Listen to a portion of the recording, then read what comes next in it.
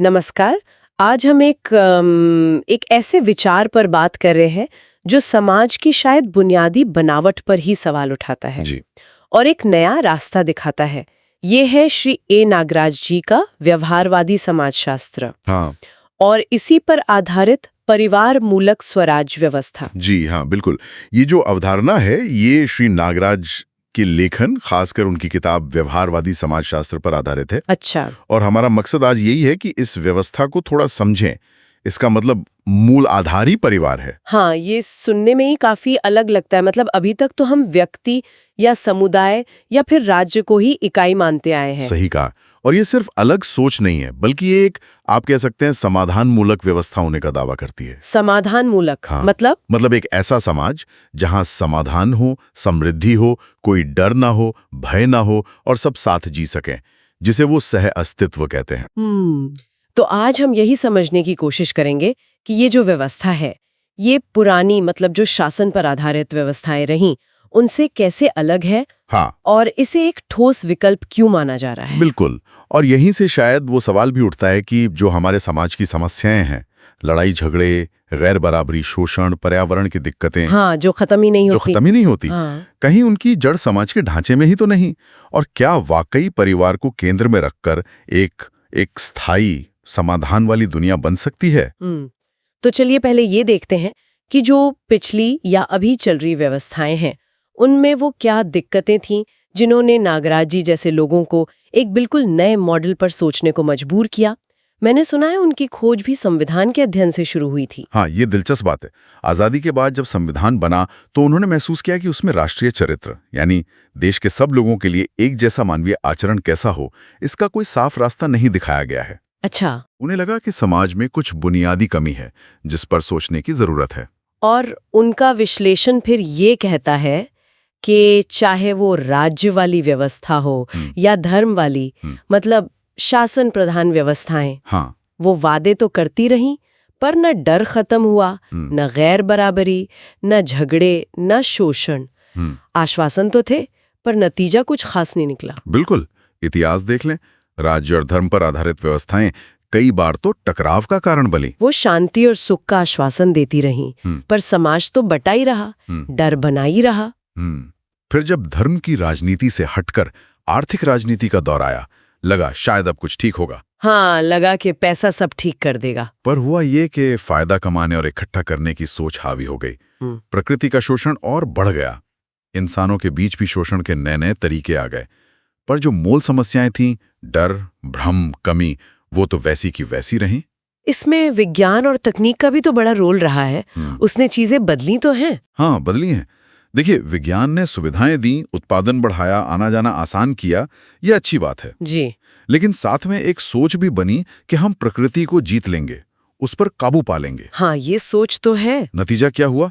पर्यावरण बिगड़ गया, प्रदूषण, संसाधनों का बेहिसाब इस्तेमाल, और सबसे बड़ी बात, इतनी तरक्की के बाद भी इंसान का डर खत्म नहीं हुआ। ये जो उपभोक्तावाद है कि बस चीजें खरीदो, जमा करो, इसने शोषण और प्रकृति के विनाश को और बढ़ाया ही है। और एक बहुत बहुत अहम बात जो नागराज जी उठाते हैं कि हमने समुदायों को ही समाज मान लिया। हाँ, ये बहुत जरूरी बिंदु है। मतलब धर्म, जाति, भाषा, इलाके के आधार पर जो समूह बने, उन्हें ही समाज समझ लिया, जबकि समाज तो पूरी मानव जाति है। बिल्कुल।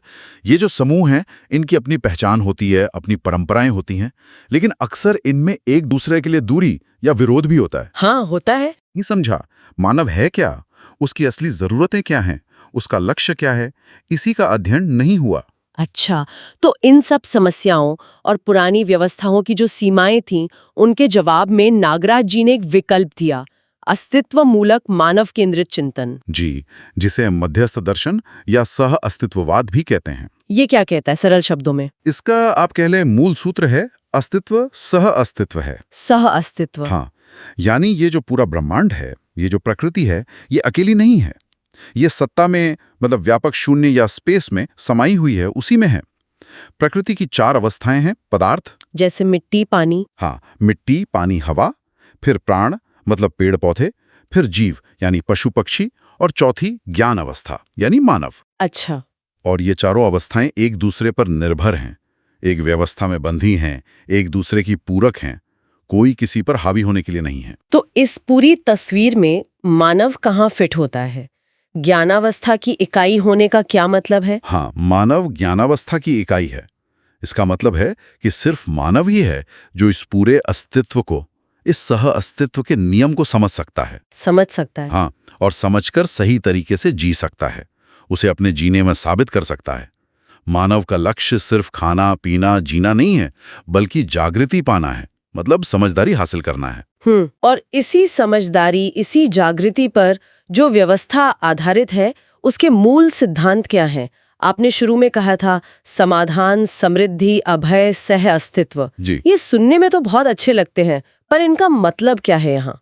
क्या ये सिर्फ वादे हैं? निश्चित हल पता हो। अच्छा। समृद्धि का मतलब है परिवार की जरूरत से ज्यादा उत्पादन करना ताकि कमी ना रहे और हम समाज के लिए भी कुछ कर सकें।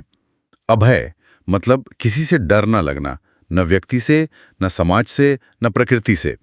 ये तभी होगा जब हम व्यवस्था को समझेंगे और उसमें सही से जिएंगे। और सह अस्तित्व? सह अस्तित्व मतलब इस समझ के साथ जीना कि हम सब, इंसान, जानवर, पेड़ पौधे, प्रकृति, सब एक दूसरे के पूरक हैं, एक बड़ी व्यवस्था का हिस्सा हैं, और ये चारों चीजें, समाधान, समृद्धि, अभय, सह अस्तित्व, ये जागृति से ही संभव हैं। ठीक है, तो ये तो हुई इसकी फिलॉसफी, इसका दर्शन।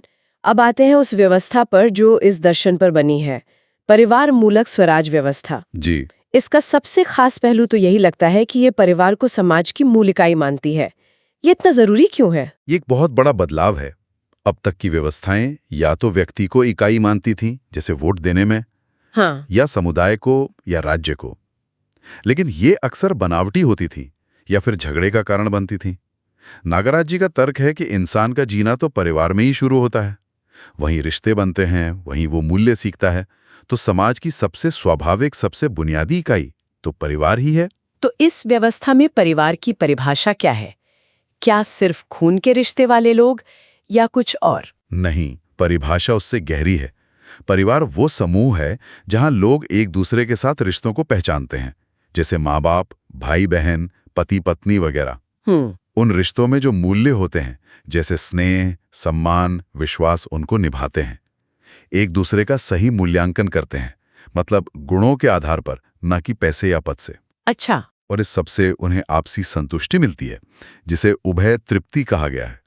और साथ ही ये परिवार मिलकर अपनी जरूरतें पूरी करते हैं और जरूरत से ज्यादा उत्पादन करने में एक दूसरे की मदद करते हैं। और इसमें समझदार लोगों की बात भी है। जागृत व्यक्ति, जिन्हें स्वायत्त मानव कहा गया, ये कौन है और ये कैसे बनते हैं? स्वायत्त मानव मतलब वो इंसान जो समझदार हो चुका है। समझदार मतलब जिसके अंदर खुद पर विश्वास है, जो दूसरों की अच्छाई का सम्मान करता है, जिसकी सोच और करनी, मतलब कथनी और करनी में संतुलन है, जो लोगों के साथ व्यवहार में सामाजिक है और अपनी जरूरतों के लिए उत्पादन करने में स्वावलंबी, मतलब आत्मनिर्भर है। तो क्या ऐसा इंसान होता है या ये सिर्फ एक आदर्श है? नहीं, ये कोरी कल्पना नहीं है। ये सही शिक्षा और संस्कार से तैयार होता है। अच्छा, तो यहाँ शिक्षा की भूमिका बहुत अहम हो गई। बिल्कुल, मानवीयतापूर्ण शिक्षा संस्कार ही वो तरीका है जिससे व्यक्ति के अंदर मानवत्व, मतलब उसकी इंसानियत जागती है। ये शिक्षा सिर्फ जानकारी नहीं देती, बल्कि जीवन को, अस्तित्व को और सही मानवीय आचरण को समझने में मदद करती है। जब व्यक्ति समझदार हो जाता है, तभी वो स्वायत्त मानव बनता है, और ऐसे स्वायत्त मानवों से बना परिवार ही इस पूरी व्यवस्था की नींव है। तो ये स्वायत्त मानवों का परिवार हो गया पहली ईंट। अब इससे पूरे इमारत, मतलब पूरी वैश्विक व्यवस्था कैसे बनती है? यहाँ पर वो 10 सोपानों वाली बात आती है ना? हाँ बिल्कुल, ये संरचना नीचे से ऊपर की तरफ बनती है, बॉटम अप, ताकि हर स्तर पर लोगों की भागीदारी हो। कैसे? सोचिए, लगभग 10 समझदार लोग या एक औसत परिवार मान लीजिए, इनकी एक परिवार सभा होती है। ये पहला स्तर है। ये लोग मिलकर अपने परिवार और आपस के रिश्तों की व्यवस्था देखते हैं। ठीक है, पहला स्तर परिवार सभा। फिर जब ऐसी करीब 10 परिवार सभाएं मिलती हैं तो बनता है परिवार समूह सभा। ये दूसरा स्तर हुआ। अच्छा, 10 परिवार मिलकर? हाँ, लगभग। फिर 10 परिवार समूह सभाएं मिलकर बनाती हैं ग्राम परिवार सभा। ये तीसरा स्तर। इसी तरह 10-10 के समूह में यह संरचना ऊपर बढ़ती जाती है। ग्राम समूह सभा, फिर क्षेत्र सभा, मंडल समूह सभा, मुख्य राज्य सभा, प्रधान राज्य सभा, और सबसे ऊपर 10वीं सीढ़ी पर विश्व परिवार सभा। बाप रे, 10 स्तर। तो ये एक तरह का संगठन का ढांचा है जो एक परिवार से शुरू होकर पूरी दुनिया को जोड़ता है। जी। इसमें चुनाव या जिम्मेदारी कैसे तय होती है? कौन किसको चुनता है? हर स्तर की सभा अपने से अगले यानी ऊपर वाले स्तर की सभा के लिए सदस्यों को चुनती है। अच्छा, नीचे वाले ऊपर वालों को चुनते हैं। हाँ, ये पूरी तरह से भागीदारी पर आधारित है। ये ऊपर से थोपी हुई कोई व्यवस्था नहीं है, बल्कि नीचे से पनपती है। इसका मकसद शासन करना नहीं, बल्कि व्यवस्था चलाना है सबकी भागीदारी से। ये ढांचा तो समझ में आया, 10 सीढ़ियां। पर ये सभाएं करती क्या है? इनका काम क्या है? शायद यहीं वो 5 आयाम वाली बात फिट होती है। पर चाहे वो सबसे छोटी परिवार सभा हो या सबसे बड़ी विश्व परिवार सभा, व्यवस्था के 5 पहलू एक साथ काम करते हैं, एक दूसरे से जुड़कर। इन्हें 5 अविभाज्य आयाम कहा गया है। कौन कौन से हैं वो 5? पहला, शिक्षा संस्कार, जिससे समझदार यानी स्वायत्त मानव तैयार हो। दूसरा, न्याय सुरक्षा, जहां रिश्तों में मूल्यों का निर्वाह हो, जिससे आपसी संतुष्टि और सुरक्षा का भाव हो। तीसरा, उत्पादन कार्य, जिससे सबकी जरूरतें पूरी हों और समृद्धि आए। चौथा, विनिमय कोष, जहां जरूरत से ज्यादा जो उत्पादन हुआ उसका लेन देन हो, लेकिन लाभ हानि के बिना, श्रम के मूल्य के आधार पर। अच्छा, ये इंटरेस्टिंग है। और पांचवा, स्वास्थ्य संयम, शरीर स्वस्थ रहे और जीवन में मतलब सोच विचार में व्यवहार में संतुलन बना रहे, संयम रहे। तो ये 5 काम हर स्तर की सभा देखती है? क्या ये अलग अलग विभागों की तरह हैं, जैसे शिक्षा मंत्रालय, न्याय मंत्रालय? नहीं, ये विभाग नहीं है, ये एक दूसरे से जुड़े हुए काम हैं। आप इनको अलग नहीं कर सकते। कैसे जुड़े हैं? देखिए, अच्छी शिक्षा होगी तो लोग न्यायपूर्ण व्यवहार करेंगे।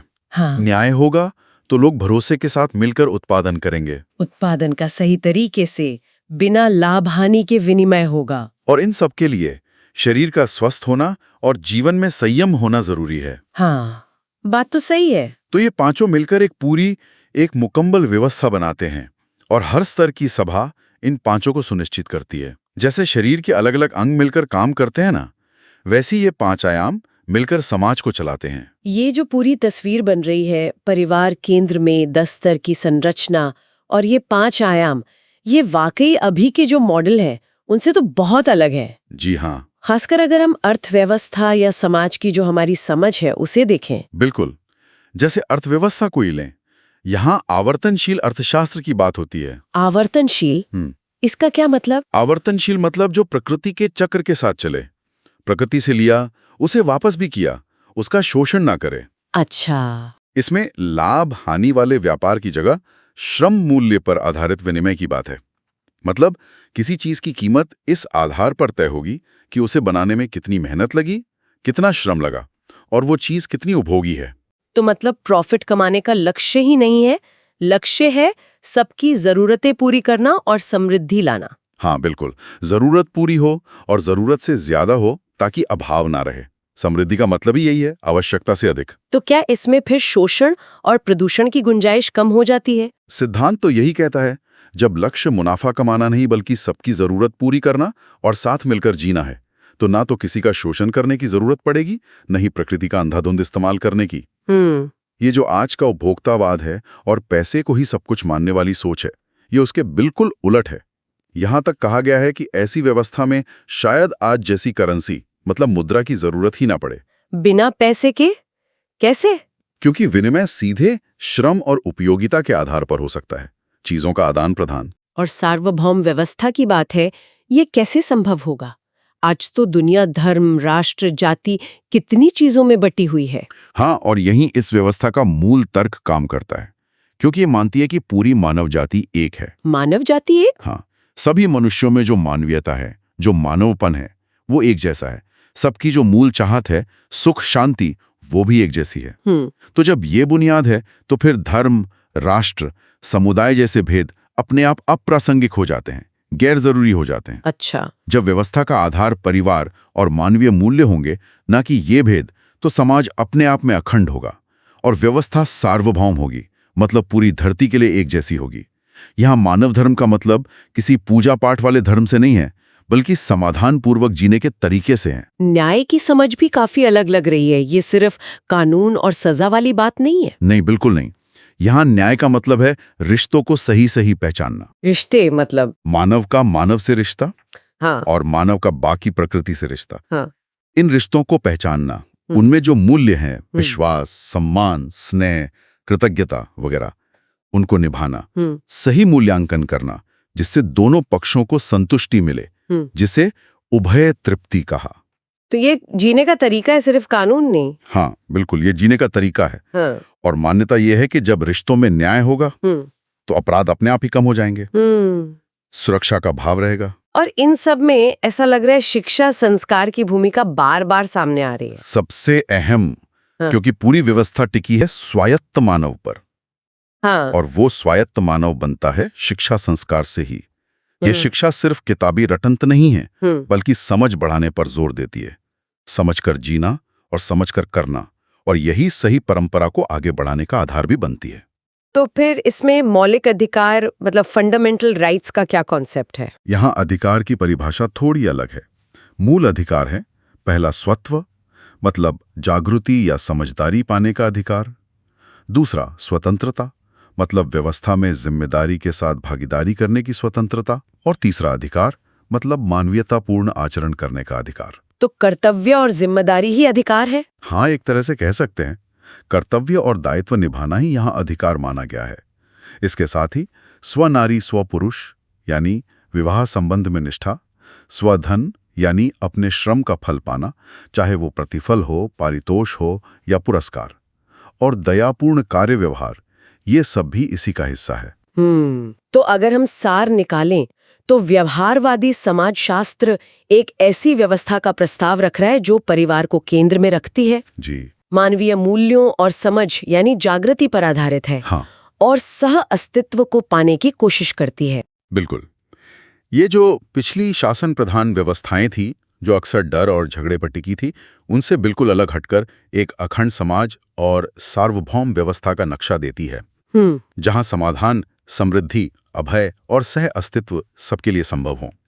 इसका आधार परिवार है, इसकी इकाई समझदार मानव है, और इसकी संरचना उन 10 सोपानों और 5 आयामों के जरिए पूरी दुनिया को एक धागे में पिरोने की कोशिश करती है। ये सुनने में बहुत बहुत आशा जगाता है। एक आदर्श समाज की तस्वीर दिखती है। लेकिन यहाँ एक सवाल मेरे मन में आ रहा है, और शायद बहुत से सुनने वालों के मन में भी आएगा। हाँ, पूछिए। क्या वाकई समाज की इकाई को परिवार मान लेने से और शिक्षा के जरिए हर व्यक्ति को स्वायत्त मानव बना देने से वो गहरी समस्याएं हल हो सकती हैं जिनसे आज पूरी दुनिया जूझ रही है? व्यवस्था को जमीन पर उतारने के लिए किस स्तर की सामूहिक इच्छा शक्ति और व्यक्तिगत बदलाव की जरूरत होगी? ये सुनने में जितना सरल लगता है, क्या व्यवहार में उतना ही मुश्किल नहीं होगा? ये बहुत वाजिब और गहरा सवाल है। देखिए, ये व्यवस्था सिर्फ ढांचा बदलने की बात नहीं करती, ये इंसान की सोच, उसकी समझ बदलने की बात करती है। हाँ, ये तो है। और सोच बदलना, समझ बदलना, ये कोई एक दिन का काम नहीं है। इसे लागू करना एक लंबी प्रक्रिया होगी। पहले इसे ठीक से समझना होगा, फिर शिक्षा संस्कार के जरिए धीरे धीरे लोगों को, परिवारों को तैयार करना होगा। इसमें शायद पीढ़ियां लग सकती हैं। इसके लिए जबरदस्त इच्छा शक्ति, धैर्य और मिलकर कोशिश करने की जरूरत होगी।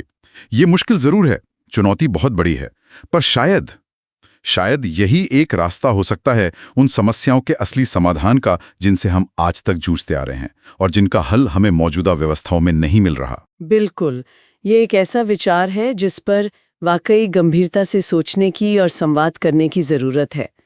आज इस बहुत ही गहरी और महत्वपूर्ण चर्चा के लिए आपका बहुत धन्यवाद। धन्यवाद। और श्रोताओं के लिए भी हम ये विचार छोड़ जाते हैं कि क्या भविष्य का रास्ता ऐसी ही किसी परिवार केंद्रित समाधान मूलक व्यवस्था से निकलेगा? इस पर विचार जरूर कीजिएगा।